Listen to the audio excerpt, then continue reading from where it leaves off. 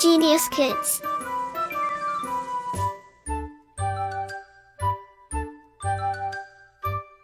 Cultivating love for learning.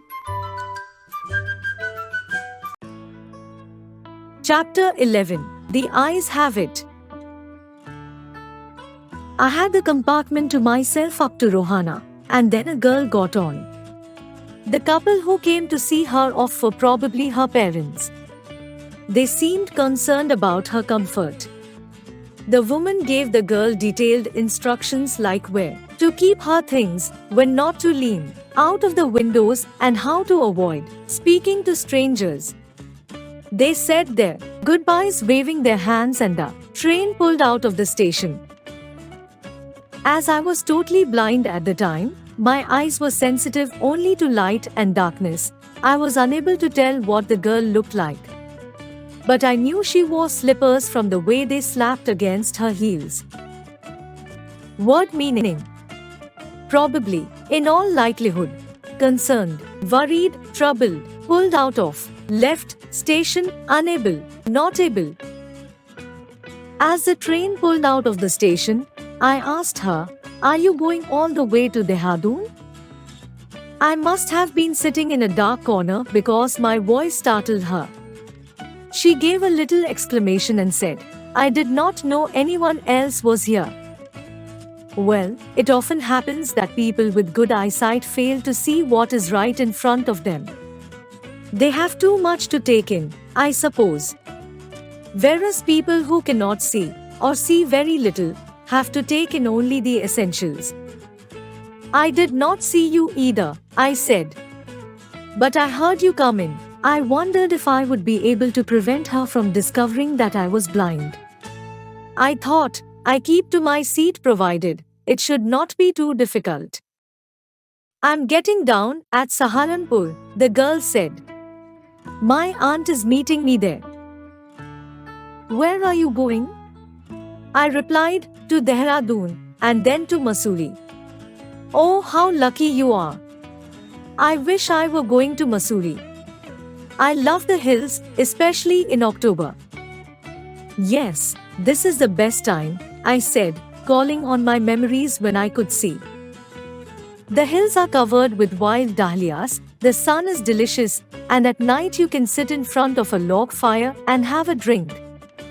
Most of the tourists have gone, and the roads are quiet and almost deserted." She was silent. I wondered if my words had touched her, or whether she thought me a romantic fool. Then I made a mistake. I asked, "What is it like outside?" She seemed to find nothing strange in the question. Had she noticed already that I could not see? But her next question removed my doubts. "Why don't you look out of the window?" she asked. I moved easily along the berth and felt for the window edge. The window was open and I faced it, making a pretense of studying the landscape. I heard the panting of the engine, the rumble of the wheels, and in my mind's eye I could see telegraph posts flashing by. "Have you noticed," I ventured, "that the trees seem to be moving while we seem to be standing still?" "That always happens," she said. "Do you see any animal?" "No," I said. Because I knew that there were hardly any animals left in the forests near Dehradun. I turned from the window and faced the girl, and for a while we sat in silence. "You have an interesting face," I gave her compliment. I was becoming quite daring, but it was a safe remark. Few girls can resist flattery. She laughed pleasantly, a clear ringing laugh. She said, "It's nice to be told I have an interesting face. I'm tired of people telling me I have a pretty face."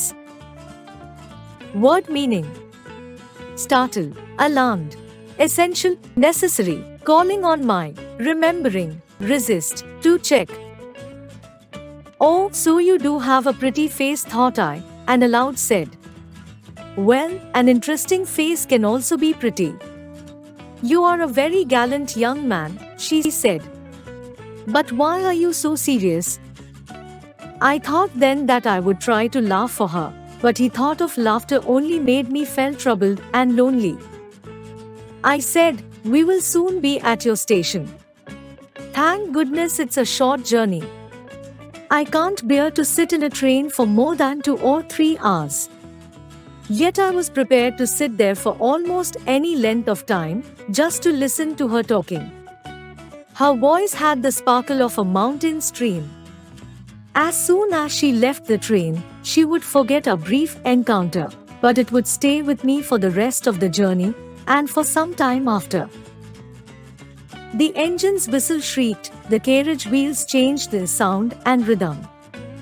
The girl got up and began to collect her things. I wondered if she wore her hair in a bun or if it was plaited. Perhaps it was hung loose over her shoulders or it was cut very short. The train drew slowly into the station. Outside, there was a shouting of porters and vendors and a high-pitched female voice near the carriage door. That voice must have belonged to the girl's aunt. The girl said, "Goodbye." She was standing very close to me, so close that the perfume from her hair was tantalizing. I wanted to raise my hand and touch her hair. But she moved away and only the perfume still lingered where she had stood. There was some confusion in the doorway. A man getting into the compartment stammered an apology. Then the door banged shut, and the world closed out again. I turned to my berth. The guard blew his whistle and we moved off. Once again, I had a game to play and a new fellow traveler. The train gathered speed, the wheels took up their song, the carriage groaned and shook. I found the window and sat in front of it, staring into the day-night that was darkness for me. So many things were happening outside the window. It could be fascinating game guessing what went on out there. The man who had entered the compartment broke into my reverie. Word meaning: gallant, a man who is charmingly attentive; tantalizing, torment with sight of the unobtainable; fascinating, having great charm or attraction; reverie, a daydream. He said, "You must be disappointed that I am not nearly as attractive a traveling companion as the one who just left." I said, "She was an interesting girl. Can you tell me, did she keep her hair long or short?" "I don't remember," he said, sounding puzzled. "It was her eyes I noticed, not her hair. She had beautiful eyes, but they were of no use to her. She was completely blind. Didn't you notice?" Ruskin Bond.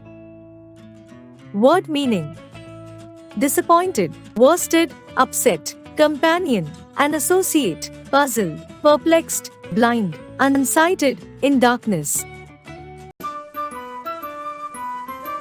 Like, share and subscribe.